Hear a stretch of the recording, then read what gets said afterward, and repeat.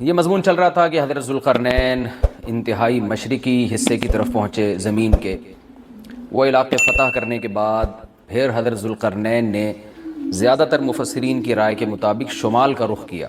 قرآن میں نہیں ہے کہ نارتھ کی طرف گئے یا ساؤتھ کی طرف گئے، لیکن کچھ چیزیں بدیہی ہوتی ہیں۔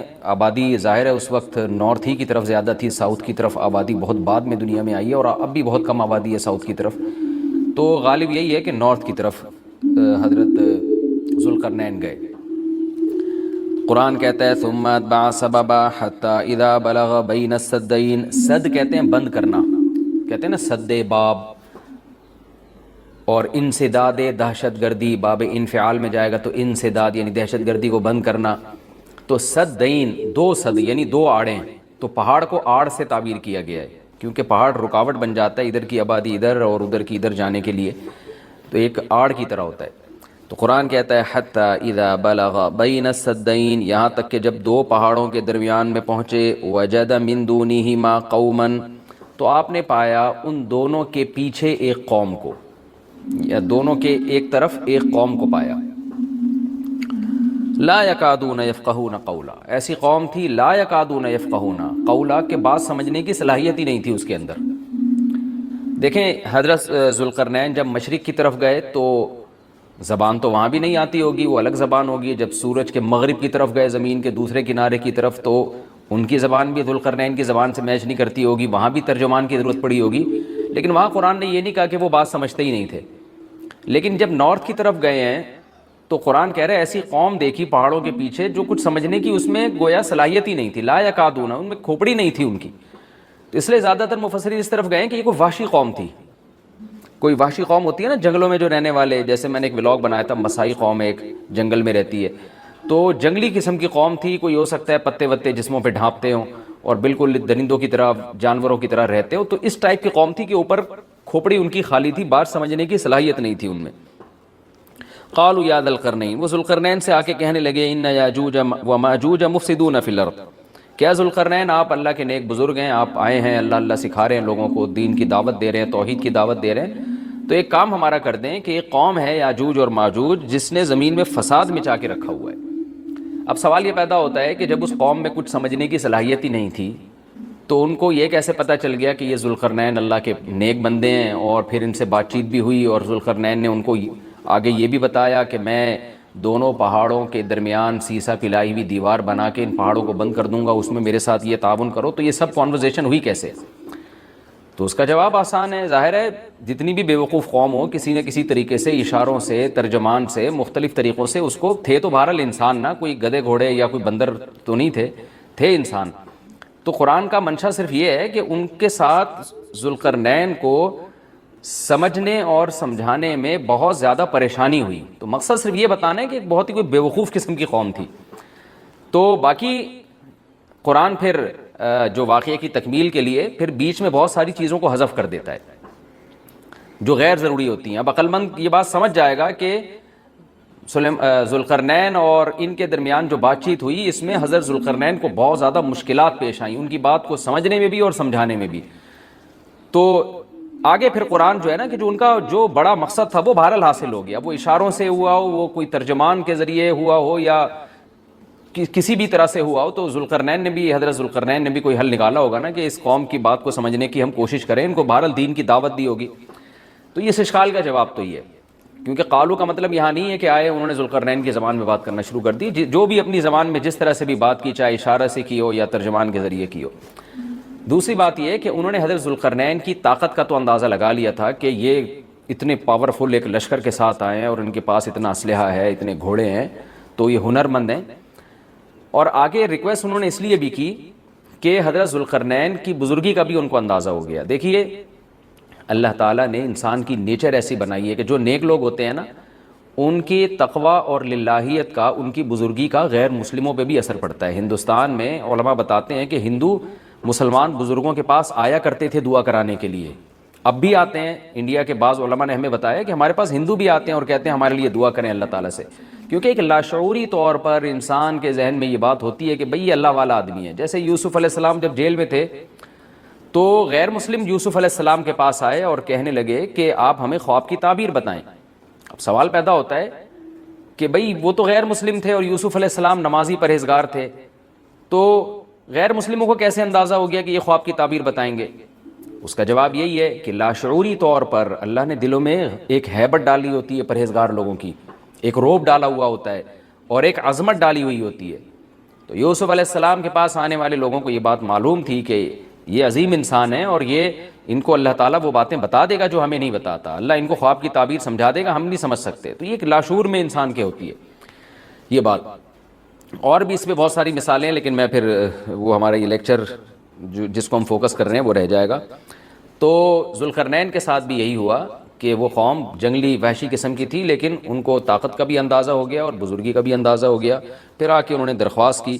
طرز عمل سے یہ لگتا ہے کہ وہ قوم بھی مسلمان ہو گئی تھی، یعنی بغیر لڑائی کے اور بغیر کسی مناظرے بازی کے ذوالقرنین کا مذہب اس قوم نے بھی قبول کر لیا۔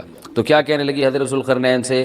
بھئی آپ ہمارا ایک کام کر دیں، آپ اتنے پاورفل آدمی ہیں، ان یاجوج و ماجوج مفسدون فی الارض، یاجوج ماجوج ایک قوم ہے جس نے زمین میں فساد مچا کے رکھا ہوا ہے، آئے دن قتل و غارت کرتے ہیں وہ اور ہمارے پاس ان سے لڑنے کی طاقت نہیں ہے۔ فَهَلْ نَجْعَلُ لَكَ خَرْجًا، کیا ہم آپ کے لیے خرچ بنا سکتے ہیں؟ کچھ اجرت، خرچ کہتے ہیں، خراج کا لفظ آپ نے سنا ہوگا، ٹیکس کو یا اجرت کو۔ تو ہم آپ کو کمیشن دیں گے اس کا، ہمارے پاس پیسہ بہت ہے، وسائل بہت ہیں، لیکن وہ ٹیکنالوجی ہمارے پاس نہیں ہے جو آپ کے پاس ہے۔ تو ہم دیکھ رہے ہیں آپ کو اللہ نے ایک بڑی قوت اور طاقت دی ہے، تو پیسہ ہمارے پاس بہت ہے، ہم آپ کو اس کی اجرت دیں گے۔ آپ نے یہ کرنا ہے کہ علا، اس بات پر ہم آپ کو اجرت دیں گے، تجعل بیننا و بینہم سدا، کہ آپ ہمارے اور ان کے درمیان ایک آڑ بنا دیں، ایک دیوار بنا دیں، کیونکہ بہت بڑی دیوار بنانی پڑے گی اور پہاڑوں کو کہ اس خلا کو ختم کرنا پڑے گا۔ وہ قوم آ کے ہم پہ حملے کرتی ہے اور ہمارا بہت نقصان کرتی ہے، تو آپ ایک ایسی آڑ بنا دیں جو ہمارے بس میں نہیں ہے۔ قال ما مکنی فیہ ربی خیر، ذوالقرنین نے فرمایا میرے رب نے جو مجھے ٹھکانہ دیا ہے، طاقت دی ہے، وہ بہتر ہے۔ کیا مطلب؟ مجھے تمہاری اجرت کی ضرورت نہیں ہے، میرے پاس بہت وسائل ہیں۔ دیکھیں استغنا بہت بڑی نعمت ہے۔ سلیمان علیہ السلام کا بھی یہی انداز تھا، جب ملکہ سبا نے ہدیے دے کے بھیجا نا، تو سلیمان علیہ السلام نے بھی یہ فرمایا تھا، ما آتانی اللہ خیر مما آتاکم، مجھے جو اللہ نے وسائل دیے ہیں وہ تم سے بہت زیادہ ہیں۔ تو ایسے موقع پہ اس طرح کی بات کرنا یہ تکبر نہیں کہلاتا، بلکہ یہ عین شکر ہے کہ بھئی میں کیوں کسی سے مانگوں۔ آپ نے بعض دفعہ مالداروں کو دیکھا ہوگا، وہ یہ جملہ کہتے ہیں، بھئی ہم کسی کے محتاج نہیں ہیں۔ تو اس جملے میں اگر اللہ کے شکر کی نیت ہے تو یہ اچھا جملہ ہے، اور اگر نیت ہے دوسرے کو نیچا دکھانا پھر یہ تکبر ہے۔ تو بعض وہمی لوگ کیا کرتے ہیں، کوئی بھی اس طرح کا جملہ زبان سے نکال دے تو فوراً اس پہ تکبر کا فتویٰ ٹھوک دیتے ہیں، یہ ٹھیک نہیں ہے۔ تو اس طرح کے جملے پیغمبروں سے بھی ثابت ہیں تو اور اہل اللہ سے بھی ثابت ہیں۔ حضرت ذوالقرنین نے فرمایا بھائی پیسوں کی مجھے ضرورت نہیں ہے، ما مکنی فیہ ربی، میرے رب نے جو مجھے وسائل دیے ہیں، خیر، وہ بہت بہتر ہیں۔ تم کیا دو گے مجھے، کتنے پیسے دے دو گے؟ ہاں مجھے افرادی قوت کی ضرورت ہے، کیونکہ اتنے بھاری بھرکم پتھر اٹھا کے پہاڑوں پہ لے کے جانا، لوہے کی پلیٹیں لے کے جانا، اس کے لیے افراد چاہیے، مزدور چاہیے، لیبر چاہیے۔ فَأَعِینُونِی بِقُوَّةٍ، تم مجھے میری مدد کرو قوت کے ساتھ، قوت چاہیے مجھے، پاور چاہیے، افرادی قوت چاہیے۔ یہاں قوت سے مراد ہے وسائل چاہیے، لیبر چاہیے، مزدور چاہیے۔ تو اجعل بینکم و بینہم ردما، میں تمہارے اور ان کے درمیان آڑ بنا دوں گا، دیوار بنا دوں گا۔ آتونی زبر الحدید، وہ قوت یہ چاہیے کہ دو تم مجھے لوہے کی پلیٹیں، یعنی اوپر چڑھانے میں میری مدد کرو ان کی۔ تو وہ افراد چاہیے ہمیں بہت بڑی تعداد میں جو لوہے کی پلیٹوں کو لے کے پہاڑوں کے اوپر چڑھیں، اور کوئی بھی اس وقت جو بھی طریقہ انہوں نے اختیار کیا ہوگا، ان پلیٹوں کو ہم دونوں پہاڑوں کے بیچ میں رکھیں گے، حتیٰ اذا ساوا بین الصدفین، یہاں تک کہ جب دونوں کنار، صدف کہتے ہیں پہاڑ کے کنارہ، دونوں کناروں کے درمیان ان لوہے کی پلیٹوں کو۔ اچھا یہاں بھی اندماج ہے، صنعت اندماج کا مطلب بہت سے واقعات قرآن بیچ میں حذف کر رہا ہے۔ تو ایسا ہی نہیں ہے کہ بنی بنائی پلیٹیں، انہوں نے کوئی اسٹیل مل تھی اور وہ پلیٹیں پہلے سے تیار رکھی ہوئی تھیں۔ ظاہر ہے ذوالقرنین نے کیا کیا، لوہا جمع کیا پہلے۔ حضرت ذوالقرنین نے کس قدر محنت لگی ہوگی، پہاڑوں کے درمیان بہت زیادہ لوہا چاہیے، تو کہاں کہاں سے پتہ نہیں کتنے مہینے کا یہ پروسیس ہوگا، کتنے سال اس پروجیکٹ میں لگے ہوں گے، کہاں کہاں سے لوہا جمع کیا ہوگا۔ ہو سکتا ہے زمین میں کھدائی کا کام شروع کیا ہو پہلے، کہ زمین سے لوہا نکالیں ہم، پھر اس لوہے کو گرم کر کے اس کو بھٹیوں میں گرم کر کے کیسے پلیٹوں کی شکل میں تبدیل کیا ہوگا۔ تو یہ کوئی آسان کام نہیں ہے، لیکن قرآن نے اس پورے واقعے کو حذف کر دیا اور مختصراً بیان کیا۔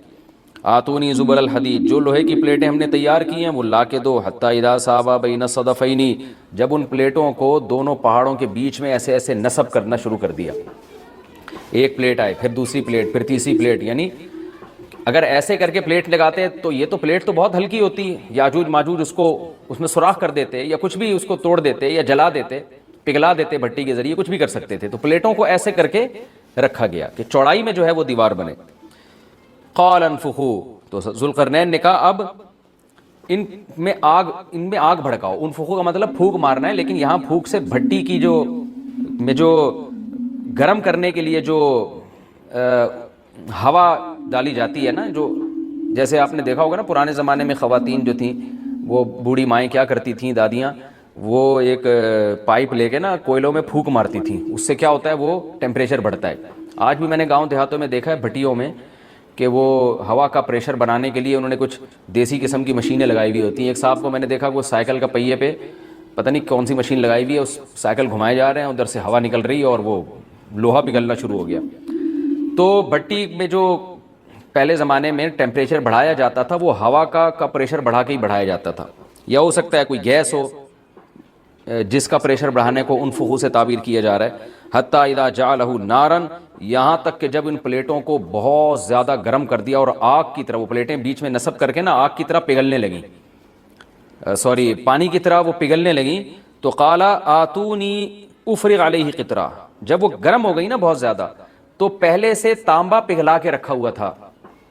یہاں بھی وہی تفصیل ہے کہ حضرت ذوالقرنین نے جو اتنا زیادہ تانبا پگھلا کے پہلے سے بالکل وہ پانی کی طرح تانبا پگھلایا ہوا تھا۔ میں نے دیکھا ہے جو کاپر ہے پگھلتا ہوا بھٹیوں میں، مجھے تو ایسی چیزیں دیکھنے کا بڑا شوق ہے، تو وہ اتنا زیادہ اس کا ٹیمپریچر ہوتا ہے نا کہ ایسا لگتا ہے جیسے جہنم کی آگ ہے، اللہ ہم سب کو محفوظ رکھے۔ تو میں کبھی کبھار جب یہ آیت پڑھتا ہوں تو میں سوچتا ہوں کہ کتنا بڑی مقدار میں حضرت ذوالقرنین نے کہاں سے تانبا جمع کیا ہوگا، پھر اس کو کیسے اس زمانے میں جو صدیوں پرانی بات ہے جب ٹیکنالوجی نے اتنی ترقی نہیں کی تھی، اس کا تو اشیر اشیر بھی نہیں تھا، لیکن کیسے اس کو پگھلایا ہوگا انہوں نے حضرت ذوالقرنین نے۔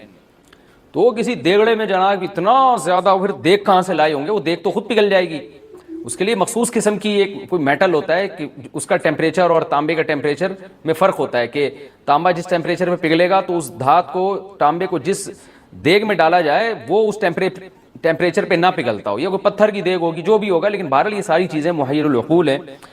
تو حضرت ذوالقرنین نے پہلے سے بہت بڑی مقدار میں تانبے کو پگھلا کے رکھا ہوا تھا۔ اب انہوں نے کہا کہ آتونی افرغ علیہ قطرہ، قطر کہتے ہیں تانبے کو، اب یہ جو ہے دو مجھے یہ، میں اب ان پلیٹوں کے اوپر جو گرمی سے جو پگھل رہی ہیں نا ان کے اوپر تانبا ڈال دوں گا۔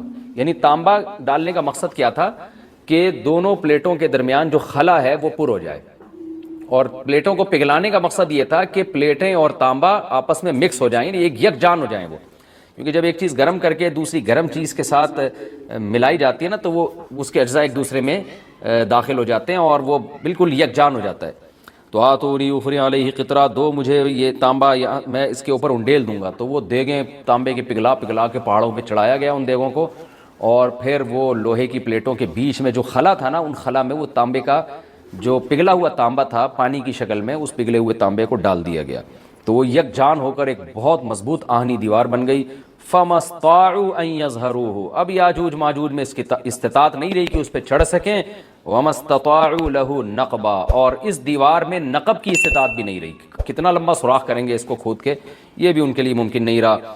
جب اتنا زبردست پروجیکٹ چند مہینوں میں یا چند سالوں میں مکمل ہوا یا چند دنوں میں، اس کی حقیقت اللہ ہی جانتا ہے، لیکن یہ بہت بڑا پروجیکٹ تھا، بہت ایک شاندار کام تھا جو شاید اس زمانے میں بہت مشکل ہو، تو اس زمانے میں آپ سوچیں کہ کتنا مشکل ہوگا، لیکن ذوالقرنین نے جب اس پروجیکٹ کو مکمل کیا، قال ھذا رحمۃ من ربی، وہی بات، تکبر نہیں کیا کہ میرا کمال ہے، دیکھا اور پھر شو بازی شروع کی، نا نا نا نا نا، ھذا رحمۃ من ربی، یہ میری رب کی طرف سے رحمت ہے۔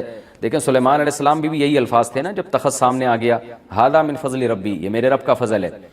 تو انبیاء اور نیک لوگ اللہ ان سے جب بھی کوئی عجیب کام لیتا ہے تو فوراً اللہ کی طرف نسبت کرتے ہیں، پھر وہ دنیا کی بے ثباتی بھی دکھاتے ہیں کہ انہی چیزوں میں پڑھ کے نہ رہ جانا، فوراً ذوالقرنین نے کیا کہا، فَإِذَا جَاءَ وَعْدُ رَبِّي، جب میرے رب کا وعدہ آئے گا نا، جَعَلَهُ دَكَّا، اللہ اس کو توڑ تاڑ دے گا. مطلب یہ دنیا کی ترقی ہے، یہ ہے فنا ہونے والی، دل لگانے کی چیز نہیں ہے.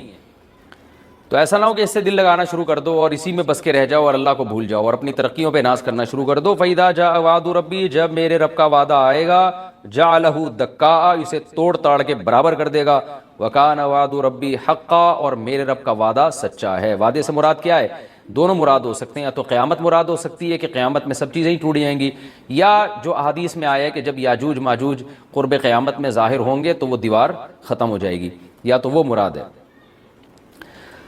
وَتَرَكْنَا بَعْضَهُمْ يَوْمَئِذٍ يَمُوجُ فِي بَعْضٍ، اور ہم ان میں سے بعض کو، یعنی جو یاجوج ماجوج ہیں ان میں سے بعض کو، یومئذ، جس دن ایسا ہوگا، جس دن اللہ کا وعدہ آئے گا اور یہ دیوار ٹوٹے گی، یموج فی بعض، ہم ان کو ایسا کر دیں گے کہ یہ ایک دوسرے میں گھس رہے ہوں گے. یہ مضمون احادیث میں آیا ہے. دیکھیں قرآن میں اور احادیث صحیحہ میں جو یاجوج ماجوج اور اس دیوار کا ہمیں ملتا ہے نا، میں صرف اس کو آپ کے سامنے بیان کروں گا، باقی اس بارے میں ڈیٹیل میں آپ جائیں گے تو بہت کچھ آپ کو انٹرنیٹ پہ بھی مل جائے گا، مفسرین کی کتابوں میں بھی مل جائے گا، اور لوگوں کی اپنی اپنی تحقیقات ہیں، اپنے اپنے تبصرے ہیں. نہ میں ان تبصروں کو صحیح کہہ رہا ہوں نہ غلط کہہ رہا ہوں، کتابیں بھری ہوئی ہیں، وہ آپ جائیں پڑھیں اس کو. لیکن جتنی بات قرآن سے اور صحیح احادیث سے یاجوج ماجوج کے بارے میں ثابت ہوتی ہے، میں صرف اس کو آپ کے سامنے ابھی پیش کر رہا ہوں. پہلا عقیدہ تو یہ ثابت ہوتا ہے کہ یاجوج ماجوج ایک قوم ہے، انسان ہیں، وہ کوئی انسانوں کے علاوہ کوئی الگ مخلوق نہیں ہے، لیکن ہیں بڑے فسادی. دوسری بات، یہ بہت قدیم ہے. ذوالقرنین جب گئے تو اس سے پہلے کی یہ قوم ہے اور زمین میں پہلے سے فساد مچا رہی ہے، لیکن بہت زیادہ ان کی کثرت نہیں تھی جتنی کثرت قرب قیامت میں ہوگی، کیونکہ نسل ان کی بہت تیزی کے ساتھ بڑھ رہی ہے. تیسری بات یہ ہے کہ اللہ نے ان کو دنیا کے کسی حصے میں رکھ کے چھپا دیا ہے. چھپایا اس لیے ہے کہ ان کے ظاہر ہونے کا ایک ٹائم ہے، اور وہ ہے حضرت عیسیٰ علیہ السلام کا دور. حضرت عیسیٰ ابن مریم کے دور میں یاجوج ماجوج ظاہر ہوں گے. تو اسی کو آپ چوتھا پوائنٹ بھی کہہ سکتے ہیں. تیسرا پوائنٹ کیا ہو گیا کہ ان کو چھپا دیا گیا ہے. لہذا یہ جو لوگ کہتے ہیں نا یاجوج ماجوج دریافت ہو گئے ہیں، فلاں جگہ ہیں فلاں جگہ ہیں، تو بھائی ہمیں جب ایک چیز چھپا دی گئی ہے اور ایک ٹائم بتا دیا گیا ہے کہ اس ٹائم پہ ظاہر ہوں گے، تو اس سے پہلے وہ دریافت ہو ہی نہیں سکتے. پہلے دریافت ہو گئے تو اس کا مطلب نبی صلی اللہ علیہ وسلم کی گویا پیش گوئی غلط ہو گئی. تو جو جس کا ٹائم ہے اسی ٹائم پہ وہ ظاہر ہوں گے. چوتھی بات میں نے جیسے بتائی کہ حضرت عیسیٰ علیہ السلام کے دور میں وہ ظاہر ہوں گے. پانچویں بات، صحیح حدیث سے یہ بات ثابت ہے کہ یاجوج ماجوج وہ جو دیوار بنی تھی اس کو چاٹتے رہتے ہیں، ختم کرتے ہیں. اب چاٹنا کا جو لفظ حدیث میں ہے اس سے مراد زبان سے چاٹنا بھی ہو سکتا ہے، اور یہ کنایا بھی ہو سکتا ہے کہ اس کو ختم کرنے کی کوشش میں لگے ہوئے ہیں. اور ایسے چاٹنا، جب ہم کوئی چیز چاٹتے ہیں نا تو بہت تھوڑی تھوڑی وہ ختم ہوتی ہے. تو اتنی موٹی اتنی بڑی دیوار ہے کہ وہ انہوں نے اپنی اسٹرگل اور اپنی محنت نہیں چھوڑی ہے، تو وہ دیوار کو کسی نہ کسی طریقے سے گھسائی میں اس کے لگی رہتے ہیں. تو زبان سے بھی چاٹنا ہو سکتا ہے اور کسی اور طریقے سے اس کو ختم کرنے کی کوشش بھی مراد ہو سکتی ہے. اور حدیث میں آتا ہے کہ ایک دن آئے گا وہ جب ختم ہونے والی ہوتی ہے نا تو وہ کہتے ہیں کہ ہم کل اس کو دوبارہ شروع کریں گے اور کل ہم اس کو ختم کر دیں گے. لیکن وہ اللہ تعالیٰ اپنی قدرت سے دوبارہ اس دیوار کو اتنا ہی موٹا کر دیتے ہیں جتنا ذوالقرنین نے کیا تھا. تو قرب قیامت میں جب حضرت عیسیٰ علیہ السلام کا ظہور ہوگا تو وہ یہ کہیں گے ہم انشاءاللہ اس کو کل ختم کریں گے. تو انشاءاللہ کا لفظ جب استعمال کریں گے، کیونکہ وہ قوم ہے کافر، وہ اللہ پہ اعتماد کرنا، اللہ پہ توکل کرنا یہ چیز نہیں ہے. جیسے کافر تو نہیں کہے گا نا اللہ نے چاہا تو وہ اللہ پہ یقین نہیں رکھتے. تو وہ جب اللہ کا نام لیں گے اور کہیں گے کہ اللہ نے چاہا تو ہم اس کو کل ختم کر دیں گے، تو پھر اس نام کی وجہ سے وہ دیوار ختم ہو جائے گی. اس کی مثال ایسے جیسے حدیث میں آتا ہے پچھلی قوموں میں ایک نوجوان تھا جو جادوگر کے پاس بھی جاتا تھا اور راہب کے پاس بھی جاتا تھا، جس کا سورہ بروج میں تذکرہ ہے، والسماء ذات البروج میں. تو جب وہ نوجوان پکڑا گیا، وہ مسلمان ہو گیا تھا، بادشاہ نے اس کو بھیجا تھا جادوگر کے پاس کہ جادو سیکھے، لیکن وہ راہب کے پاس جاتا، عیسائیت سیکھی اس نے اور نیک مسلمان بن گیا. تو بادشاہ نے اس کو قتل کرنے کی حتی الامکان کوشش کی، مگر وہ قتل نہیں ہو پا رہا تھا. بادشاہ نے اس کو پہاڑ پہ بھیجا اپنے سپاہیوں کو لے کے کہ پہاڑ سے لے جا کے اس کو گرا دو، لیکن اللہ نے مدد کی کہ وہ سپاہی گر گئے، یہ بچ گیا. بادشاہ نے حکم دیا اس کو سمندر میں لے جا کے غرق کر دو، وہ سارے سپاہی غرق ہو گئے، یہ بچ گیا. تو کسی بھی طرح سے اس کی قتل کی کوششیں کامیاب نہیں ہو رہی تھیں. تو اس نے بادشاہ سے کہا کہ تو اگر مجھے قتل کرنا چاہتا ہے نا تو چوک پہ کھڑا کر کے تیر مجھے مار اور کہے کہ بسم اللہ ورب ھذا الغلام، اس نوجوان کے رب کے نام سے میں اس کو قتل کرتا ہوں. تو اللہ کا نام لے کے مجھے مارے گا تو میں قتل ہو جاؤں گا. نوجوان یہ قربانی اس لیے دے رہا تھا کہ بادشاہ جب پوری پبلک کے سامنے اللہ کا نام لے گا تو لوگوں کو یقین آ جائے گا کہ بھئی اللہ کا نام لینے سے تو کام ہو گیا، اور اللہ کا نام لیے بغیر کام نہیں ہو رہا تھا۔ تو جو بادشاہ اللہ کو مانتا نہیں تھا آج اس کو بھی اللہ کا نام لینا پڑا ہے۔ تو نوجوان نے یہ قربانی اس لیے دی کہ بادشاہ جب اللہ کا نام لے گا لوگوں کو اللہ کی ذات پہ یقین آئے گا اور لوگ مسلمان ہو جائیں گے، عیسائیت کو قبول کر لیں گے۔ تو اس نوجوان نے یہ قربانی دی اور بادشاہ نے اللہ کا نام لے کے جب تیر مارا تو وہ نوجوان شہید ہو گیا، اور لیکن پورا ملک مسلمان ہو گیا، عیسائیت قبول کر لی۔ اور سورہ بروج میں پھر اللہ نے ان کا تبصرہ کیا، ان کا واقعہ بیان کیا ان کے بارے میں کہ کیسے بادشاہ نے خندقیں کھود کھود کے پوری قوم کو جو ہے وہ جو دین سے پیچھے نہیں ہٹے ان کو کس طرح سے آگ میں پھینک دیا ان سب کو۔ تو اس سے پتہ چلتا ہے کہ کافر بھی بعض دفعہ جب اللہ کا نام لیتا ہے نا تو اس کو دنیاوی فائدہ ہو جاتا ہے۔ تو یاجوج ماجوج بھی تنگ آ کر پھر اللہ کا نام لیں گے اور کہیں گے اللہ نے چاہا تو ہم اس دیوار کو کل ختم کر دیں گے، اور بالآخر وہ دیوار ختم ہو جائے گی۔ پھر قرآن کے الفاظ ہیں آگے کہ جب یہ دیوار ختم ہوگی وَتَرَكْنَا بَعْضَهُمْ يَوْمَئِذٍ۔ اچھا ہاں، میں بتا رہا تھا کہ حدیث سے کیا پوائنٹ پتہ چلتے ہیں، تو یہ 5 پوائنٹ ہو گئے۔ چھٹا پوائنٹ یہ کہ حضرت عیسیٰ ہی کے دور میں یہ کسی وبا کے ذریعے ہلاک ہو جائیں گے۔ حضرت عیسیٰ علیہ الصلوۃ والسلام یہ اتنے زیادہ ہوں گے کہ ان سے لڑنا ممکن نہیں ہوگا، جیسے کہ قرآن میں بھی آ رہا ہے وَتَرَكْنَا بَعْضَهُمْ يَوْمَئِذٍ يَمُوجُ فِي بَعْضٍ، ہم ان میں سے بعض کو بعض کے اندر گھسا دیں گے، اتنی کثرت سے ایک دوسرے میں ہی، اب آبادی کی کثرت بہت ہوگی ان کی، گھسے ہوئے ہوں گے ایک دوسرے میں، یہ جیسے چیونٹیاں اور مکوڑے ہوتے ہیں، تو ان سے لڑنا ممکن نہیں ہوگا۔ تو حضرت عیسیٰ علیہ الصلوۃ والسلام لوگوں کو لے کے کوہ طور پہ چلے جائیں گے، اور باقی مسلمان وہ اپنے اپنے گھروں کے اندر بند ہو جائیں گے، اور پھر اللہ کی طرف سے ایک وبا آئے گی، اور اس وبا میں یہ سارے کے سارے ہلاک ہو جائیں گے۔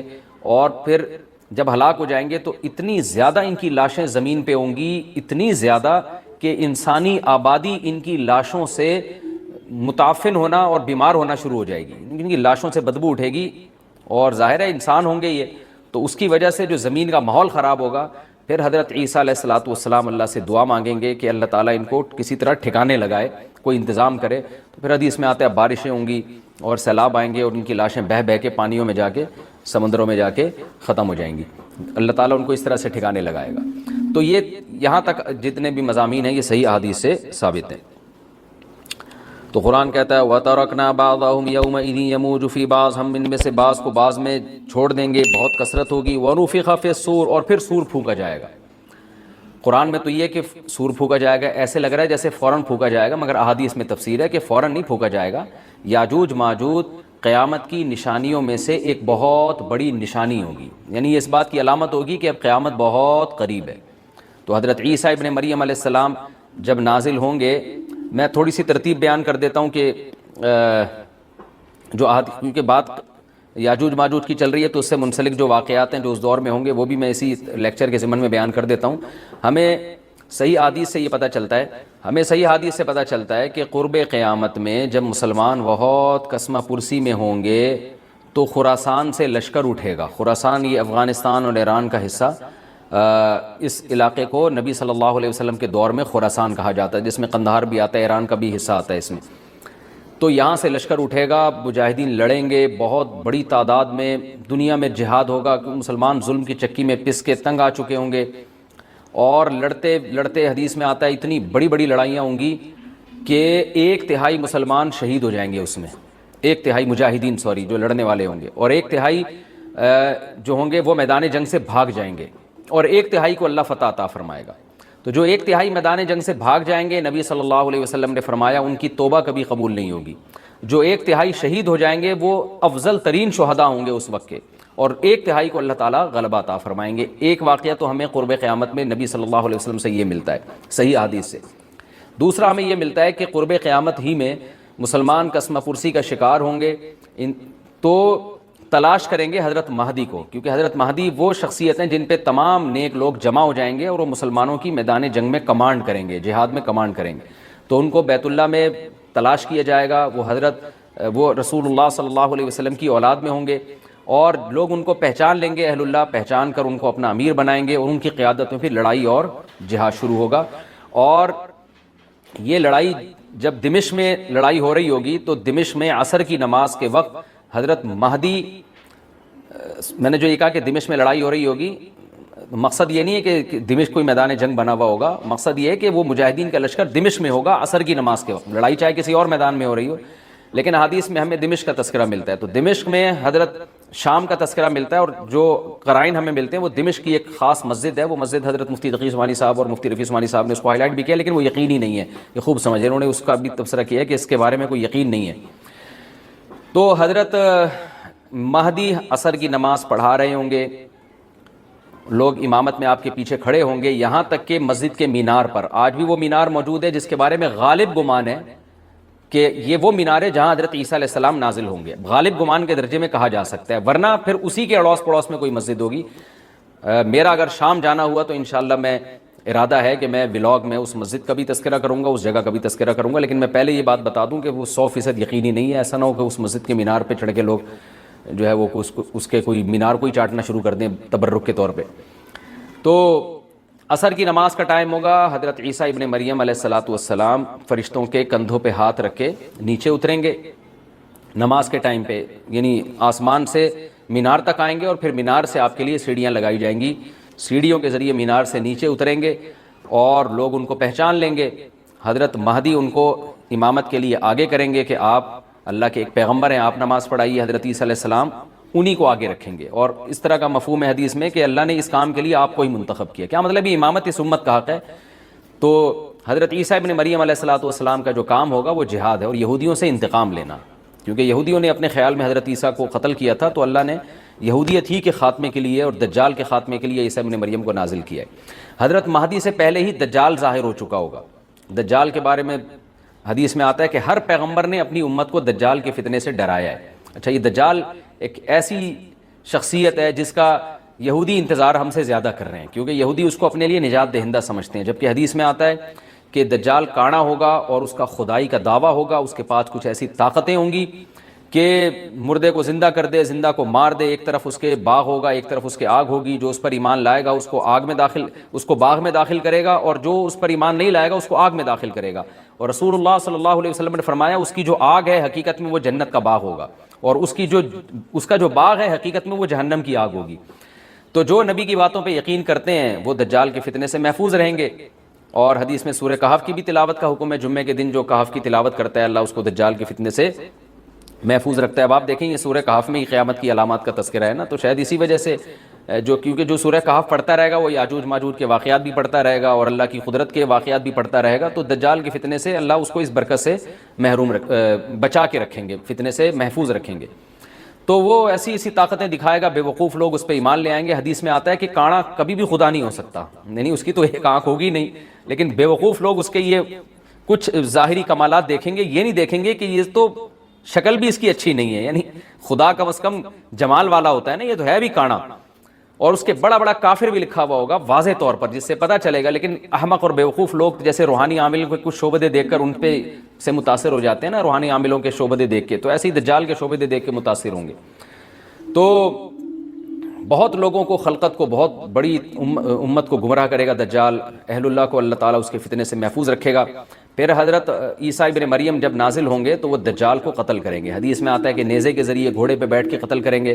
علماء نے اس حدیث کا دو مطلب بیان کیے ہیں کہ یا تو اس کا مطلب یہی ہے کہ واقعی گھوڑے پہ بیٹھیں گے، نیزہ استعمال کریں گے، زمین جو ہے وہ اتنی پہلے اس سے جنگیں ہو چکی ہوں گی کہ لوگ دوبارہ تلواروں گھوڑوں کی طرف آ جائیں گے، اس بات کا امکان ہے، ہر ملک ایٹمی طاقت بن چکا ہے، تو اگر یہ ایٹم بم سارے ملک آپس میں چلا دیں تو ہم دوبارہ گدے گھوڑوں والی زندگی پر آ جائیں گے، ٹیکنالوجی ساری تباہ و برباد ہو جائے گی، انسان کی ترقی۔ تو اس بات کا بھی امکان ہے کہ کوئی اس سے پہلے ہو سکتا ہے کوئی ایسی جنگ عظیم ہو کہ انسانیت دوبارہ پہاڑوں پتھروں کے دور میں آ جائے، لیکن ظاہر یہ معلوم ہوتا ہے کہ رسول اللہ صلی اللہ علیہ وسلم نے جو کلام کیا ہے، ظاہر ہے اس دور کے لحاظ سے جو لوگوں کے جہاں تک جو لوگوں کی مینٹل اپروچ ہے وہاں تک، تو نبی صلی اللہ علیہ وسلم میزائل یا اور ٹینکوں کا تذکرہ کرتے تو کیا سمجھ میں آتا؟ تو گھوڑے سے مراد ہے جو اس زمانے کا گھوڑا ہوگا، اور نیزے سے مراد ہے اس زمانے کا جو اسلحہ ہوگا، کیونکہ نیزہ نبی کے دور کا ایک مناسب اسلحہ تھا اور گھوڑا نبی کے دور کی میدان جنگ کی ایک مناسب سواری تھی۔ تو اس سے یہ بھی پتہ چلتا ہے کہ ہو سکتا ہے عیسیٰ ابن مریم نیزے کے بجائے کلاشنکوف کا استعمال کر لیں، تو یعنی وہ نیزہ جو ہے وہ اس کلاشنکوف کی یا جو بھی اسلحہ اس وقت حضرت عیسیٰ ابن مریم استعمال کریں گے اس کی ایک تعبیر ہے، تو اس کا بھی پورا امکان ہے۔ تو ہمیں بہرحال اتنا ایمان ہمارے لیے ضروری ہے کہ دجال کو قتل کرنے والی جو ذات ہے جو شخصیت ہے وہ عیسیٰ ابن مریم علیہ الصلاۃ والسلام ہے. تو حضرت عیسیٰ کے ذریعے اللہ تعالیٰ دجال کو قتل کریں گے اور حضرت عیسیٰ کی قیادت میں زبردست جہاد ہوگا. حدیث میں آتا ہے کہ عیسیٰ ابن مریم اس دنیا کو امن سے بھر دیں گے. اتنا امن ہو جائے گا اور اتنی مالی فراوانی ہوگی، اتنی مالی، کیونکہ دنیا میں مال بہت ہے، ڈسٹریبیوشن صحیح نہیں ہے، جو تقسیم ہے نا مال کی وہ ظالمانہ ہے، جس کی وجہ سے غریب غریب سے غریب تر ہے، امیر امیر سے امیر تر ہے. حضرت عیسیٰ ابن مریم ایسا نظام قائم کریں گے کہ جس سے مال کی صحیح تقسیم ہو، اور لوگ اٹھیں گے زکوٰۃ کا مستحق تلاش کریں گے اور لوگوں کو زکوٰۃ کا مستحق نظر نہیں آئے گا، غریب تلاش کرنا مشکل ہو جائے گا. یعنی ایک آدمی، حدیث کے مفہوم ہے کہ زکوٰۃ لے کے گھومتا رہے گا اور اس کو کوئی غریب نہیں ملے گا، اتنی مالی فراوانی ہو جائے گی. پھر ترمذی کی روایت میں آتا ہے کہ اللہ کی طرف سے برکتیں ایسی نازل ہوں گی کہ بڑے بڑے انار پیدا ہوں گے، بڑے بڑے انگور پیدا ہوں گے، زمین اپنی برکتیں کھول دے گی. اور حضرت عیسیٰ علیہ السلام خنزیر کو بھی دنیا سے ختم کر دیں گے، خنزیر کی نسل کو ختم کر دیا جائے گا. وَيَضَعُ الْجِزْيَةَ، اور جزیہ کا نظام ختم، اما الاسلام و اما السیف، یا تو تلوار یا اسلام، اس کے علاوہ نہیں. تو نبی صلی اللہ علیہ وسلم کو اللہ نے جس مقصد کے لیے دنیا میں بھیجا تھا، اس مقصد کی جو تکمیل ہے وہ عیسیٰ ابن مریم کے ذریعے. باقی اس میں حکمتیں کیا ہیں اس پر میرے الگ سے بیانات موجود ہیں کہ اللہ نے حضرت عیسیٰ ابن مریم کا انتخاب کیوں کیا اس کام کی تکمیل کے لیے، اسی امت میں کوئی کیوں منتخب نہیں کر لیا، یا یہ کہ پیغمبر صلی اللہ علیہ وسلم ہی کے ذریعے پوری دنیا میں اسلام کو غالب کر دیا جاتا. اس میں کیا حکمتیں ہیں اس پر میرے الگ سے بیانات موجود ہیں. ابھی تو میں کوشش کرتا ہوں کہ تفسیر سے میں جو ٹو دا پوائنٹ بات ہے اس سے یہاں اس لیکچر میں نہ ہٹوں. تو اسی وقت حضرت عیسیٰ ابن مریم اس کو یاجوج ماجوج کو قتل کریں گے اور دنیا انصاف سے بھر جائے گی. اور اللہ تعالیٰ نے جو پیغمبروں کو دنیا میں بھیجا تھا اس کا مقصد کیفیت اور کمیت دونوں لحاظ سے حاصل ہو جائے گا. اس کے بعد پھر آہستہ آہستہ دنیا میں زوال شروع ہوگا، اور پھر جب پوری دنیا کے لوگ زوال کا شکار ہوتے ہوتے کفر کی طرف جائیں گے، گناہوں کی طرف. اور حدیث میں آتا ہے جب تک ایک شخص بھی اللہ کا نام لینے والا ہوگا اس دنیا پر قیامت نہیں آئے گی. یہاں تک کہ آخری شخص جب دنیا سے اٹھے گا جو اللہ کا نام لیا کرتا تھا، تو اس کے بعد اللہ تعالیٰ سور پھونکیں گے، جبریل کو حکم دیں گے سور پھونکنے کا، اور اس دنیا کو تباہ و برباد کر دیا جائے گا. تو آگے قرآن کہتا ہے وَنُفِخَ فِي الصُّورِ، اور پھر سور میں پھونکا جائے گا، فَجَمَعْنَاهُمْ جَمْعًا، پھر ہم ان تمام انسانوں کو جمع کر دیں گے. وَعَرَضْنَا جَهَنَّمَ يَوْمَئِذٍ لِّلْكَافِرِينَ عَرْضًا، اور قیامت کے دن ہم جہنم کو یومئذ، جس دن ایسا ہوگا یعنی جس دن سور پھونکا جائے گا، یہ دوسرا سور مراد ہے، للکافرین عرضا، کافروں کے سامنے پیش کر دیں گے. الذین کانت اعینہم فی غطاء عن ذکری، یہ وہ لوگ ہیں جن کی آنکھیں میری یاد سے پردے میں پڑی ہوئی تھیں، یعنی میری یاد کی چیزیں ان کو نظر ہی نہیں آتی تھیں، غفلت میں پڑی ہوئی تھی جن کی آنکھیں. وکانوا لا یستطیعون السمع، اور یہ سننے کی صلاحیت بھی نہیں رکھتے تھے، نہ حق بات سنتے تھے نہ حق دیکھتے تھے، بس اپنے خواہشات کی جو چیزیں ہیں وہ ان کو اچھی لگتی تھیں اور وہی ان کو سمجھ میں آتی تھیں.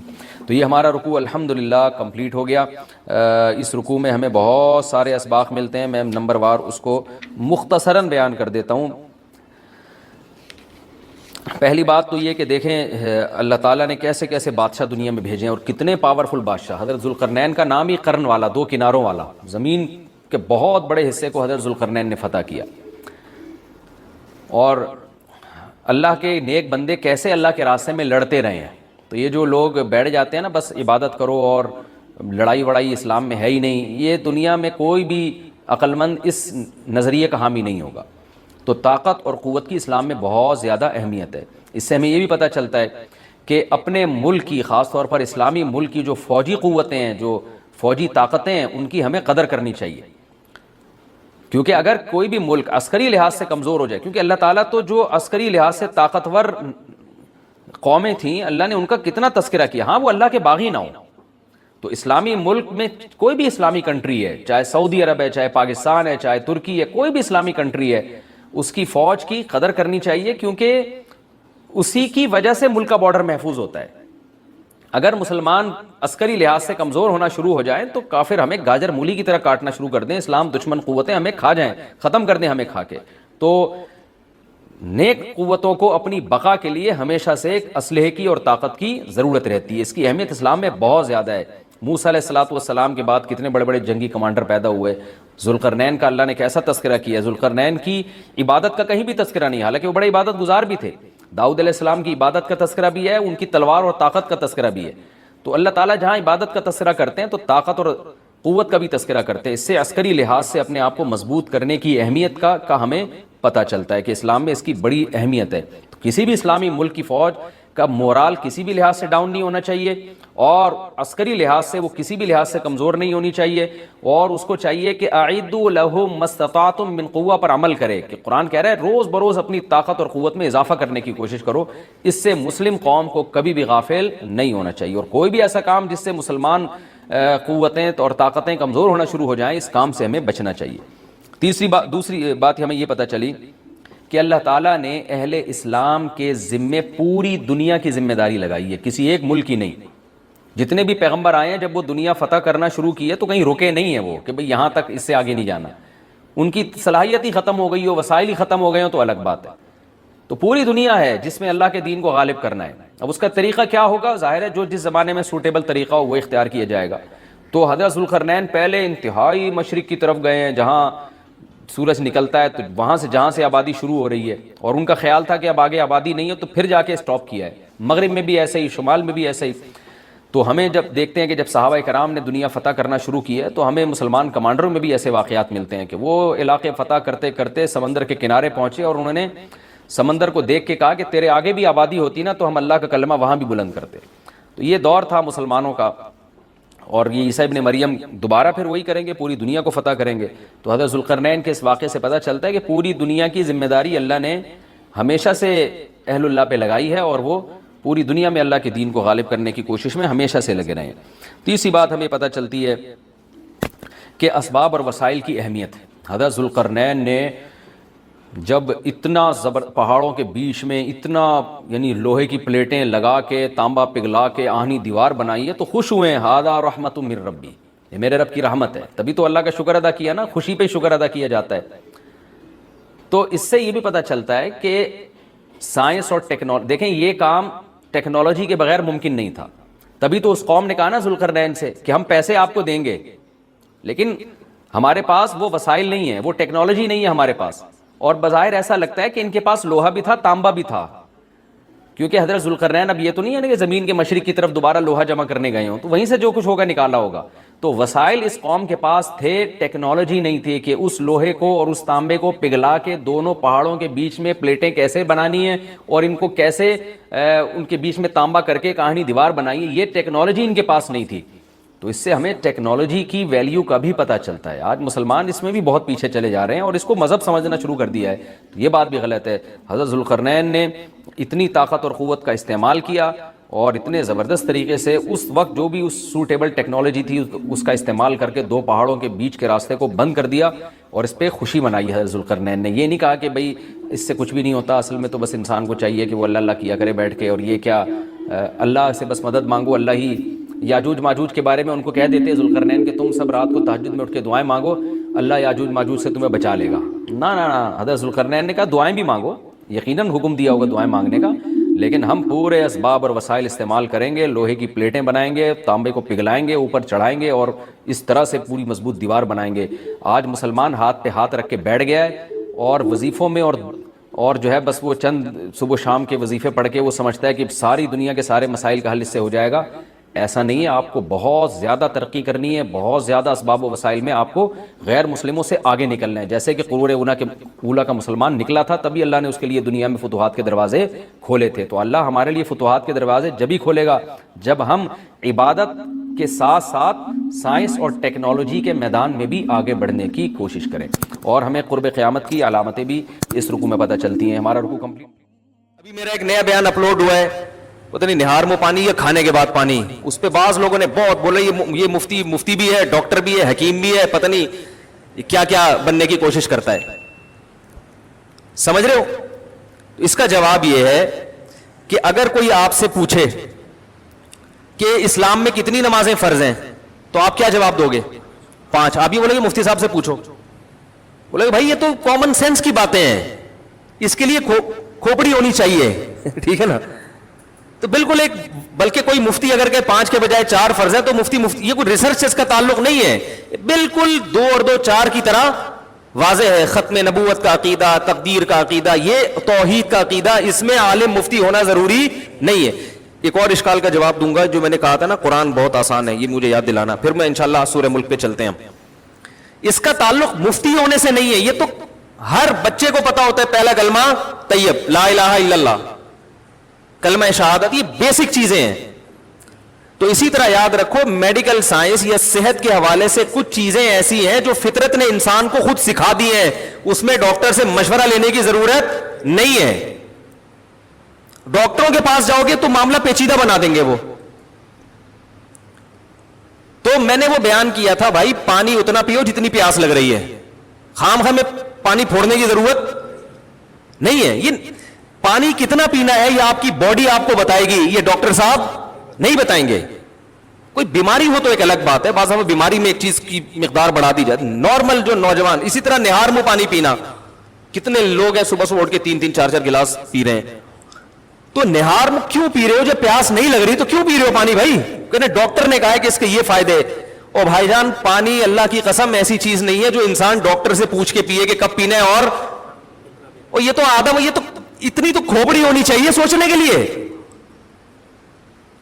میں نے مثال دی تھی، کبھی کسی جانور کو دیکھا صبح اٹھ کے پانی پی رہا ہو تو اس پہ ایک صاحب نے کمنٹس کے جانور تو استنجا بھی نہیں کرتا. ارے استنجا کا تعلق صفائی ستھرائی اور تہذیب سے ہے، اور پانی اور کھانے کا تعلق آپ کی باڈی سے ہے. باڈی تہذیب کے معاملے میں انسان کو جانوروں پر قیاس نہیں کیا جا سکتا. کھانے پینے میں تو کیا جا سکتا ہے، ڈاکٹروں کی تو ساری ریسرچ ہی جانوروں پہ ہوتی ہے، پھر انسان پہ کرتے ہیں. وہ ہر تجربہ پہلے جانور پہ کرتے ہیں، کہتے ہیں یار فٹ اب انسان پہ لے کر آؤ اس کو، اس لیے کہ ان کو پتا ہے باڈی کے لحاظ سے جانور اور انسان میں کوئی بڑا فرق نہیں ہے. سمجھ رہے کہ نہیں سمجھ رہے؟ تو سارے جانور صبح صبح اچھے بچوں کی طرح اٹھتے ہیں، کھانے کی فکر میں لگتے ہیں. وہ تو پیاس لگ رہی ہے، رات کو مرغن غذائیں کھا کے سوئے ہیں تو صبح پیاس لگ رہی ہوتی پی لیں، نہیں لگ رہی تو نہ پئیں. سمجھ میں آ رہی ہے بات کہ نہیں آ رہی؟ تو ہر چیز میں ڈاکٹر کو گھسیڑیں گے. میں آپ کو بتا دوں کہ ڈاکٹروں کی تحقیقات بدلتی رہتی ہیں، کئی تحقیقات بدل چکی ہیں. جو ایسی باتیں کی جو ایب نارملٹی والی باتیں تھیں وہ پھر بعد میں ریزلٹ چینج ہوئی ہے. وہ آج آپ کو فائدے بتا رہے ہیں، یقیناً بہت سے فائدے ہیں، ممکن ہے کل ان فائدوں سے رجوع کریں. وہ این ممکن ہے کل رجوع کر لیں کہ یار یہ انسان کی باڈی اتنی پیچیدہ ہے کہ کیا کھانے سے کیا کیا اثر ہو رہا ہے یہ 100% معلوم نہیں کیا جا سکتا. ایک فائدہ نظر آ رہا ہے، ممکن ہے اس کا دوسرا نقصان ہو. ہمارے شیخ حضرت مفتی رشید احمد صاحب نے بعض ڈاکٹروں کے کہنے پر صبح صبح پانی پینا شروع کیا. پہلے آہستہ آہستہ عادت ڈال کے حضرت کا پیٹ نکلنا شروع ہو گیا، حالانکہ وقت ایسے فٹ فاٹ تھے. حضرت نے کہا میں کون سا ایسا نیا کام کر رہا ہوں جس سے میری توند نکل رہی ہے، باقی تو وہی میرا لائف اسٹائل ہے. پتا چلا پانی، تو پانی چھوڑا تو وہ دوبارہ. پھر انہوں نے حضرت نے ایلوپیتھک کتابیں بھی بہت پڑھی تھی، حکیمی بھی، ہومیوپیتھک بھی، نیم ڈاکٹر تھے وہ. تو حضرت نے پھر قدیم عربی کتابیں نکالی جس میں پرانے حکیم تھے نا، 900-1000 سال پہلے کے جو حکیم ہیں ان کی کتابوں سے ریسرچ کر کے حضرت نے بتایا. ان کتابوں میں لکھا ہوا تھا کہ نہار منہ پانی پینے سے توند نکل جاتی ہے. ٹھیک ہے نا؟ اب واللہ عالم یہ آج کی ریسرچ کے لحاظ سے صحیح ہے، بہرحال مشاہدے پر مبنی ایک حقیقت ہے. میں تو یہ واقعات اس لیے نہیں سناتا کہ آپ اس واقعے پر ریسرچ کا مدار نہ رکھیں. ایسے ریسرچ تو ڈاکٹروں کے پاس بھی ہوگی، بھائی وہ کیا تھا فلاں کا پیٹ اندر ہو گیا، ہو سکتا ہے یہ بھی ہو. میں تو ایک کامن سینس کی بات کر رہا ہوں کہ اچھے بچوں کی طرح تمیز سے زندگی گزارو. بیمار ہو جاؤ تو کس کے پاس جاؤ؟ ڈاکٹر کے پاس. نارمل نوجوان آدمی، صحت مند آدمی اچھے بچوں کی طرح صبح اٹھے، پیاس لگ رہی ہے تو پانی پیے، نہیں لگ رہی تو تمیز سے، بھوک لگ رہی ہے تو ناشتہ کرے، بھوک نہیں لگ رہی تو ناشتہ بھی نہ کرے، فون نہیں کرے ڈاکٹر صاحب کو کہ کیا کرنا ہے. تو یہ کامن سینس کی باتیں ہیں. اور یہ میں آپ کی اطلاع کے لیے عرض کر دوں کہ آج عصر کی نماز کے بعد ایک بہت سینئر ڈاکٹر ہیں، ان سے میری ملاقات ہوئی. تو مجھے تو یہی طنز میرے اوپر چل رہے تھے نا مستقل کہ یہ ڈاکٹر کی فیلڈ میں ٹانگ اڑا رہے ہیں، حکیموں کی فیلڈ میں، ڈاکٹروں کی فیلڈ میں، حکیموں کی فیلڈ میں طنز ہو رہے تھے میرے اوپر. تو آج عصر کی نماز کے بعد ایک بہت سینئر ڈاکٹر ہے، میں ان سے ملا. میں نے کہا ڈاکٹر صاحب میں نے بیان میں یہ بات کہی ہے کہ پانی اتنا پیو جتنی پیاس لگ رہی ہے، صبح بلا وجہ پانی پینے کی ضرورت نہار منہ. انہوں نے کہا 100% درست. ٹھیک ہے، یہ ڈاکٹر کی بات بتا رہا ہوں.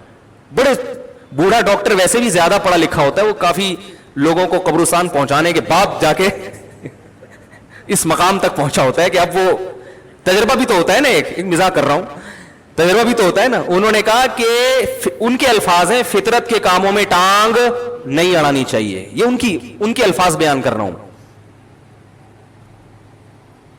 وہ کہتے ہیں میں کبھی مشورہ نہیں دیتا کہ بلا وجہ پانی پیو, پیاس لگ رہی ہے تو پیو, نہیں لگ رہی ہے تو نہیں پیو. انہوں نے کہا صبح اٹھ کے بھی نہیں لگ رہی تو نہیں پیو پیاس, اور اپنے بعض لوگوں کو اس لیے لگ رہی ہوتی ہے صبح اٹھ کے کہ انہوں نے اپنے آپ کو بلا وجہ عادی بنا لیا ہوتا ہے پی کے نا, اتنے گلاس سے شروع کر. تو ہر چیز کے کچھ فائدے ہیں, لیکن ایسے اندرونی سائیڈ افیکٹ ہو سکتا ہے ہو رہے ہوں کہ جو آپ بعد میں جا کے آپ کو پتا چلے, اور ابھی وہ ڈاکٹروں کی نظر سے اوجھل ہوں. سمجھ رہے ہیں کہ نہیں سمجھ رہے؟ اور اللہ تعالیٰ نے ہماری باڈی میں ایسی فلیکسیبلٹی رکھی ہے, اتنی لچک رکھی ہے کہ جس چیز کا عادی بناؤ گے نا باڈی اس کی عادی بن جاتی ہے. میں ایک کتاب پڑھ رہا تھا, وہ بھی بہت پرانے, ایک علامہ رازی رحمہ اللہ کی تھی یا کسی اور کی, عبادت کی کثرت پر نا انہوں نے بڑی اچھی ایک کتاب لکھی تھی کہ عبادت زیادہ کرنی چاہیے. تو انہوں نے ایک بات لکھی, وہ 800-900 سال پرانی بک ہے, عربی میں تھی وہ. انہوں نے ایک بات لکھی کہ عبادت کی کثرت یا اعمال کی کثرت جب ہی ممکن ہے جب آپ نیند کم کریں. کیا خیال ہے؟ ورنہ ہمارا زیادہ ٹائم تو سونے میں گزر جاتا ہے نا, تو ٹائم کو بچانے کے لیے ضروری ہے کہ نیند کیا کریں, کم کریں. غور سے سنیے گا یہ بات. اب نیند کم کرنے کا ایک طریقہ ایسا ہے جو نیچرل نہیں ہے, یہ کچھ میں اپنے الفاظ استعمال کر رہا ہوں, وہ مضمون انہی کا ہے لیکن اسٹائل اور الفاظ کی سلیکشن یہ میری ہے. وہ طریقہ یہ کہ نیند آ رہی ہے مگر نہیں سو, تو ظاہر ہے پاگل ہو جاؤ گے. کیا ہو گیا بھائی؟ یعنی جتنی نیند آپ کی باڈی کو چاہیے وہ آپ کو نہیں مل رہی تو پاگل ہو جاؤ گے نا. تو صحیح طریقہ یہ ہے کہ جن چیزوں کی وجہ سے نیند آتی ہے نا ان چیزوں پہ کیا کر لو, کنٹرول. سب سے زیادہ نیند آتی ہے کھانے سے اور پینے سے. تو انہوں نے کہا کہ کھانے پہ بھی کنٹرول کرے انسان اور پینے پہ بھی. پھر ان کے الفاظ بتا رہا ہوں, اس زمانے کے جو بھی حکیم تھے ان کی ریسرچ انہوں نے لکھی کہ اللہ تعالیٰ نے ہماری باڈی کو ایسا لچکدار بنایا ہے کہ اگر کسی علاقے میں لوگوں کو پانی کم ملتا ہو تو کچھ عرصے کے بعد ہماری باڈی اسی کم پانی پہ جینے کی عادی ہو جاتی ہے, اور وہ مختلف طریقوں سے جو رطوبات کی کمی ہے نا اس کو پورا کرنا شروع کر دیتی ہے. اللہ نے بہت دیکھو صحرا کے لوگوں کے پاس پانی کم ہوتا ہے, ان کی جسم میں پانی کی کمی بھی نہیں ہوتی, اور جو آبشاروں میں رہتے ہیں ان میں پانی کی بسا اوقات کمی ہو جاتی ہے کیونکہ وہ پیتے پیتے زیادہ پانی کے عادی ہو گئے ہیں. اگر آپ اپنے آپ کو 20-25 گلاس پانی کا عادی بناؤ گے نا تو جب آپ کو یہ پانی نہیں ملے گا آپ کے باڈی میں پانی کی کمی ہو جائے گی. تو نہ کم پیو نہ زیادہ پیو, سمجھ رہے ہو, جتنی باڈی کی ریکوائرمنٹ ہے اتنا پیو.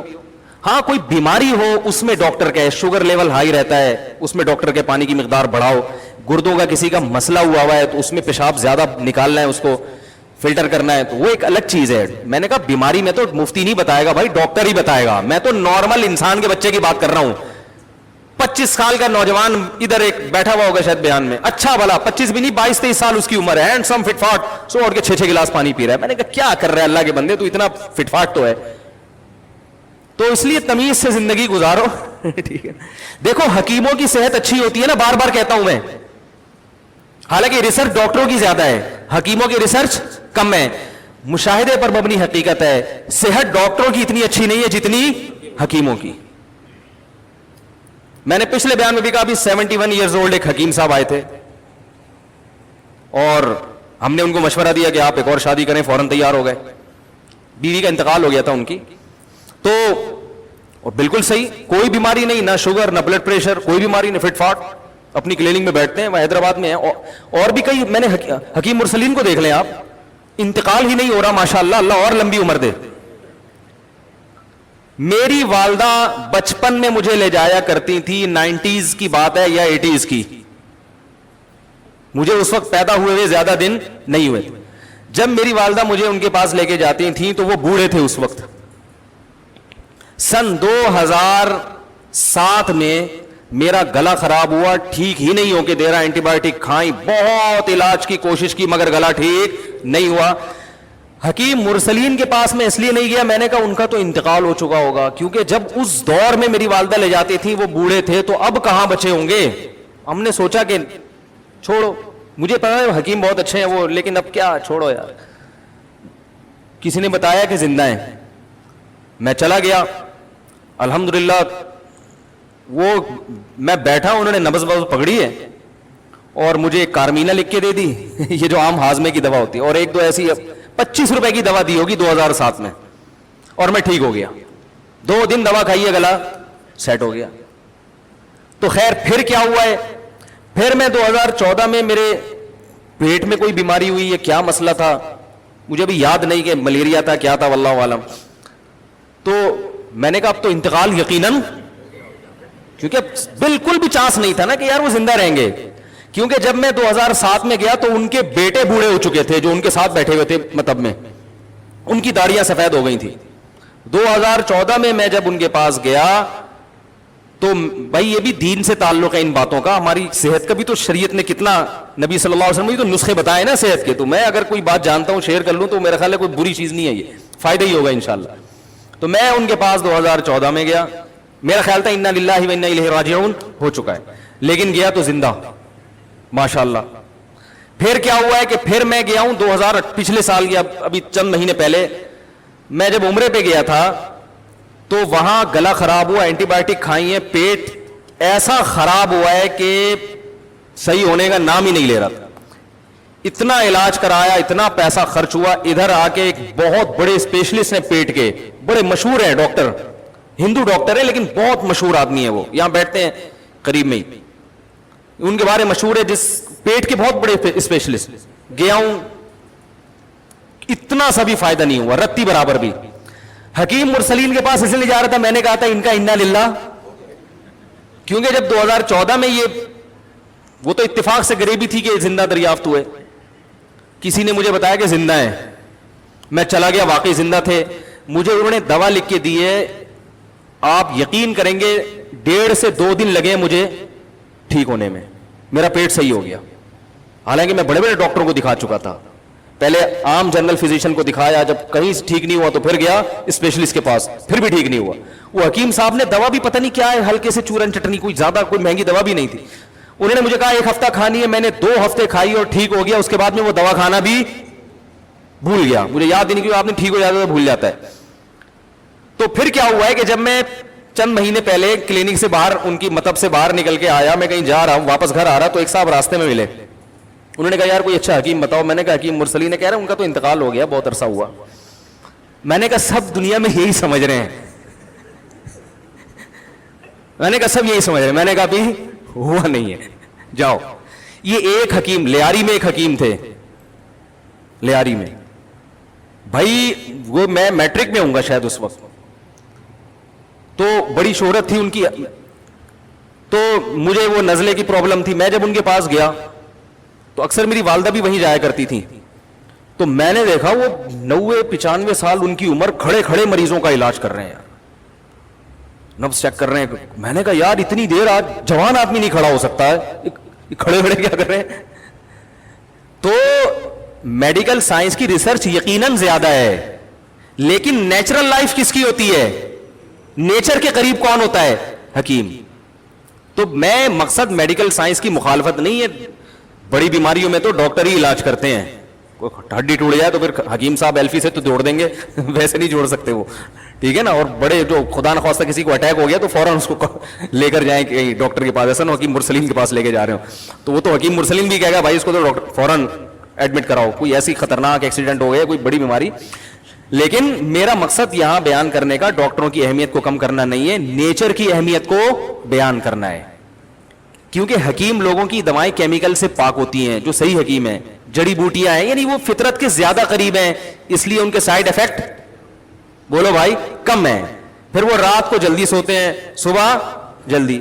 ڈاکٹر صاحب رات کو 4 بجے تو کلینک بند کر کے آ رہے ہوتے ہیں, اور آتے بھی کیسے ہیں, کتے ان کو گھر چھوڑ کر آتے ہیں. وہ ایک ہمارے دوست تھے, وہ اسی طرح آیا کرتے تھے, ڈاکٹر تھے, تو پوری رات راستے میں کتے بھونک رہے ہوتے تھے ان کے پیچھے, اتنی لیٹ نائٹ آتے تھے. پھر صبح پھر سگریٹ بھی پی رہے ہوتے ہیں بہت سے ڈاکٹر. تو پھر اینٹی بایوٹک کے اپنے مضر اثرات ہیں, اس کے سائیڈ افیکٹ الگ ہیں. تو اس لیے نیچرل جو نیچر ہے, صبح صبح اٹھ کے ورزش کرو, پیاس لگ رہی ہے تو پانی پیو, بھوک لگ رہی ہے تو کھانا کھاؤ. ہمارے نبی صلی اللہ علیہ وسلم, بلکہ قرآن نے صحت کا ایسا بہترین نسخہ بیان کیا, کلو وشربو ولا تسرفو, کھاؤ پیو حد سے تجاوز مت کرو, اعتدال سے کھاؤ اعتدال سے پیو. مسئلہ خراب ہوتا ہے جب ہم حدود سے تجاوز کرتے ہیں, کھانا ایسے کھاتے ہیں کہ اس کے بعد دنیا میں کبھی ہمیں کھانا دیکھنے کو نہیں ملے گا. پانی بھی ایسے پیتے ہیں کہ پورے پورے جگ پیتے, پیاس لگ رہی ہوتی ہے تو تمیز سے بھائی ایک گلاس پیو, تھوڑی پیاس بجھ جائے گی, پھر دوبارہ پیاس لگے تو پھر پی لینا. افطاری میں دیکھیں نا پورے پورے جگ کیسے انڈیلتے ہیں. تو ہر چیز تمیز سے. اسی طرح جب بات چل پڑی ہے تو ایک اور بات بتا دوں, یہ بھی بہت زیادہ سوال اٹھایا جاتا ہے کتنے گھنٹے سونا چاہیے. دیکھو جب سے آدم علیہ السلام آئے ہیں نا اس وقت تو ڈاکٹر بھی نہیں تھے. سونا کھانا پینا یہ سب کیا ہے, نیچرل ہے یا نہیں ہے؟ تو جو چیزیں انسان کے لیے انتہائی ضروری ہیں وہ فطرت نے انسان کو خود سے سکھا دی ہیں, وہ ڈاکٹروں کی تحقیق پہ بولو نا نہیں رکھی. سونا انسان کی بنیادی ضرورت ہے. کتنا سونا ہے یہ آپ کی باڈی آپ کو خود بتائے گی. ڈاکٹر دیکھو کتنا کھانا ہی باڈی بتاتی ہے نا. اب کوئی آدمی آگے پوچھے حکیم صاحب مجھے کتنی روٹیاں کھانی چاہیے, حکیم بولے گا بھائی تجھے ایک روٹی کی بھوک ہے تو ایک روٹی کھا, تیرا 4 روٹیوں سے پیٹ نہیں بھرتا تو 4 روٹیاں کھا. تو ہر آدمی کی صحت کے حساب سے الگ ہے نا. اس لیے آج کیا ہم نے دیکھا ہے سب کی زبانوں پہ 8 گھنٹے سونا صحت کے لیے انتہائی ضروری, 8 گھنٹے سونا صحت کے لیے پوستی بن چکے ہیں لوگ. پوری قوم تمیز سے سو رہی ہے, حالانکہ 8 گھنٹے بہت ہے, بالکل ضروری نہیں ہے 8 گھنٹے صحت کے لیے. تجربہ کر کے دیکھ لیں آپ کی نیند کتنی ہونی چاہیے, جتنی نیند کے بعد آپ فریش ہو جائیں وہ نیند آپ کی صحت کے لیے ضروری. تجربہ کر کے دیکھیں رات کو 4 گھنٹے تسلی سے سوئیں اور اٹھیں, اس وقت تو تھکاوٹ ہوگی, اٹھ کے جب وضو وغیرہ کر کے مسجد میں آئے آپ بالکل فریش ہو چکے ہوگے. یہ اس کی علامت ہے کہ آپ کے لیے کتنے گھنٹے ضروری تھی رات کی نیند, 4 گھنٹے. اگر آپ فریش نہیں ہو تو آپ بڑھا دو اگلے دن ٹائم, سمجھ رہے ہیں. اور اگر آپ 4 گھنٹے فریش ہیں, آپ 3 گھنٹے سو کے دیکھیں, 3 گھنٹے کے بعد بھی فریش ہو رہے ہیں, اس کا مطلب آپ کے لیے رات صرف 3 گھنٹے کی نیند بھی کافی تھی. ہر ایک کی باڈی, ہر ایک کی خوراک, ہر ایک کی عمر, اس کے لحاظ سے سونے کا معیار مختلف. ہر ایک کا کھانا جیسے دوسرے سے مختلف ہے نا, تو ہر ایک کا سونا بھی دوسرے سے مختلف. دماغی کام زیادہ ہے تو نیند بھی خود بخود, دماغی کام دھیلے کا نہیں کر رہے آج کل لوگ. ہر وقت فضول چیزوں میں, انٹرٹینمنٹ میں اور ان چیزوں میں دماغ تھوڑی تھکتا ہے. ان چیزوں میں دماغ تو فریش ہوتا ہے, اور نیند لے رہے ہیں گھوڑے بیچ کے سو رہے, سوتے ہیں ایسا رات کو 2-3 بجے سوئیں گے اور 12 بجے اٹھ رہے ہیں. اور یہ بھی ایک غلط فہمی ہے کہ چھٹی والے دن زیادہ سونا چاہیے, پورے ہفتے کی تھکاوٹ اترتی ہے. 100% غلط ہے,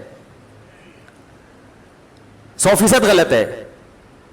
اگر آپ پورا ہفتہ تھکے ہوئے ہیں تو اس کا مطلب یہ نہیں کہ پورے ہفتے کے نیند کو گھنٹوں کو جمع کر کے اتوار والے دن گریوی لگائیں, وہ ایسا کچھ نہیں ہے.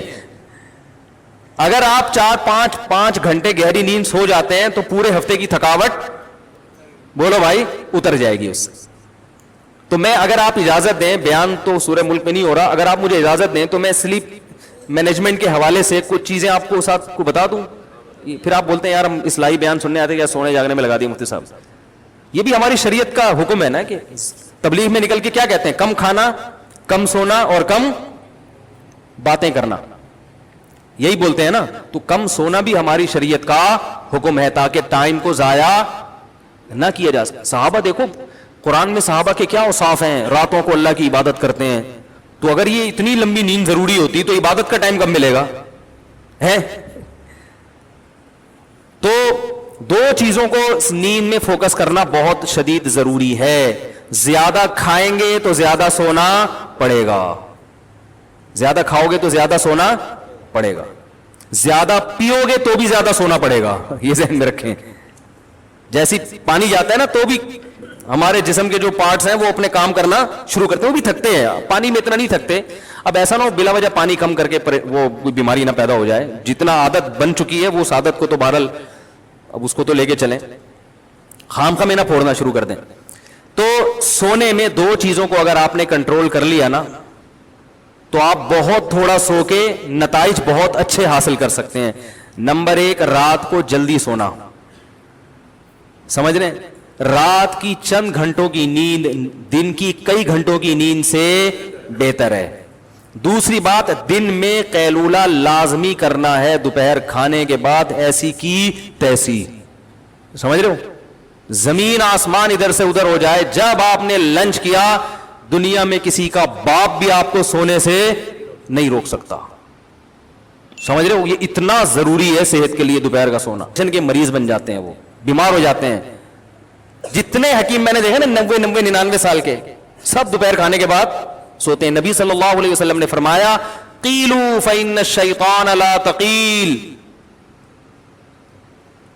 فإن الشیطان لا یقیل. میں اکثر اس حدیث کو لا تقیل پڑھتا ہوں, اصل میں لا یقیل ہے, کیونکہ شیطان مذکر ہے نا, وہ مؤنث تھوڑی ہے.